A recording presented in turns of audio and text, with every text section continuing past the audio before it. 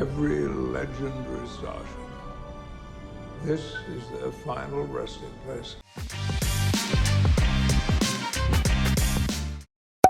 So it kept getting name dropped, but this week we finally get to see the Starfleet Museum, along with Geordie Laforge, of course, but I'm here to talk about ships, so forget about him. This season has been filled with references, callbacks and Easter eggs, but this might be the greatest Easter egg member-berry fan service episode moment ever in Star Trek, and it was glorious! And also, I suppose I better do the intro. As always, I'm Al, this is the Geek in Review. I'm going to be talking about some of the starships that popped up in the Fleet Museum in the last episode of Star Trek PICARD, Episode 6, The Bounty. But before we get into that, I just want to say thanks for taking the time to choose to watch this video. Please leave a like and subscribe to the channel because I'm posting more videos all the time. So yeah, we knew we were getting ships this season, at least there'd been quite a bit of buzz about it, and when the words Fleet Museum were dropped in the first episode or two, we were all hoping we were going to get to see it, and it was confirmed that we are, because there was hints in the trailer, people had kind of picked it out, that there was Constitution and other shaped old-fashioned era ships in this season, but seeing it on screen, my god, absolutely brilliant. I mean, what did it not cater to? And I'll get to the ships themselves in a second. But as I said a moment ago, this is total fan service, and I'm not usually a fan of that. But I really like the way that this was handled, and I love the fact that this is something that, you know, if this world existed, of course Starfleet would have a museum full of ships. It'd probably have more than one, because we've got a lot of ships that have done a lot of things. So, we got the Bounty, the name of the episode itself, and I thought originally, when I first seen the Bird of Prey, that it was going to be the Rotaran Martok ship from Deep Space Nine, because that ship, the Bounty, is a very deep cut and very unexpected. I mean, I think it might be the most random Easter egg that Star Trek has thrown in quite a while. And it makes sense, of course, that this ship would be in the Fleet Museum, because it was left on Earth with the cloaking device turned on, apparently according to 7 of 9. And that's not the only Klingon ship that we get in the Fleet Museum. We also get a Katinga-class battlecruiser, which apparently is Kronos 1 from the Undiscovered Country. Because although it was involved in a bit of a fight in that film, that was the ship that sort of reached out peace towards the Federation and Starfleet. So yeah, again, makes sense as to why it would be here. The one that's a bit of a mystery, and I don't know why it's there, is the old school Romulan warbird. Now, we did get one in Picard Season 1, but it was just, you know, kind of there. It didn't really do anything. So, whether this warbird has any historical significance, or it's just something that's been donated by the Romulans, who knows? But, you know, it was there, whatever. We get some classic TNG ships as well. The Nebula class focused a lot in the Next Generation, Deep Space Nine, and I think it even popped up in Voyager. And the Akira class as well, most notably from the First Contact film, we get a little glimpse of that.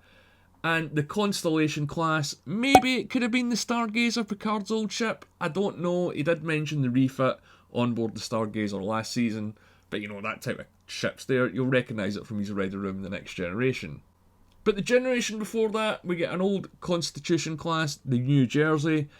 I don't recognise the name off the top of my head, and I didn't want to look into it too much.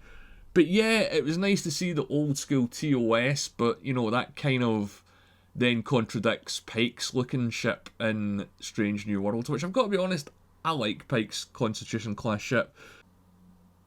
And speaking of older ships, there was one older than that, an NX class refit, which we've never seen on screen. And this probably is the Enterprise with a few additions, because this was going to be the plan to add the secondary hull on Enterprise if it ever got a Season 5 or a Season 6. Also designed by Doug Drexler, who done the original NX as well. And yeah, another one that no one ever thought we'd see on screen. I'm sure it's popped up in Starfleet Online, and I know you've been able to buy it in model kits and Eagle Moss and whatever for years now. But yeah, another one that's a kind of deep fan cut and things that people wanted to see, or maybe even they didn't know what they want to see. Then we get on to the big three. The Defiant, not the first one, obviously that was destroyed, that's why they didn't take the cloaking device from it. This is the second Defiant that was renamed in the last season of Deep Space Nine. In fact, I think it was the second last episode that this ship was introduced. So it's more the legacy name and maybe the captain and what the ship done. Because as far as we know, only took part in a few battles.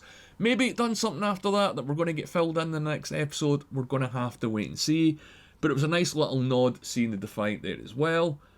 And then, of course, we get the one that pricks Seven's heart, the USS Voyager. She made her name farther out than any of those other relics had ever gone.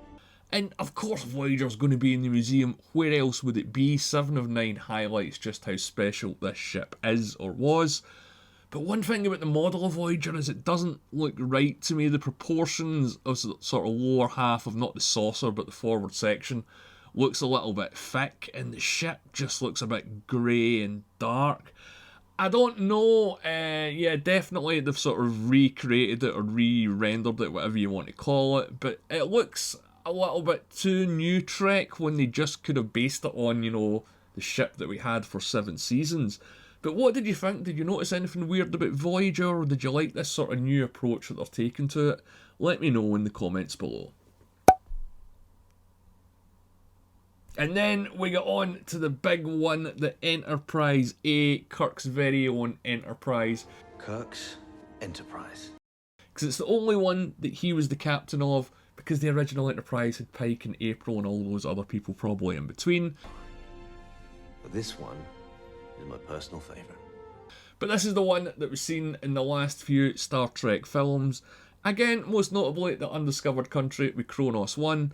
And this ship probably looked the best of the bunch. I mean, just seeing it there completely blew my mind. Never thought I would see this in live action Star Trek again. And it leads me on to a theory that I have about this fleet in the Fleet Museum.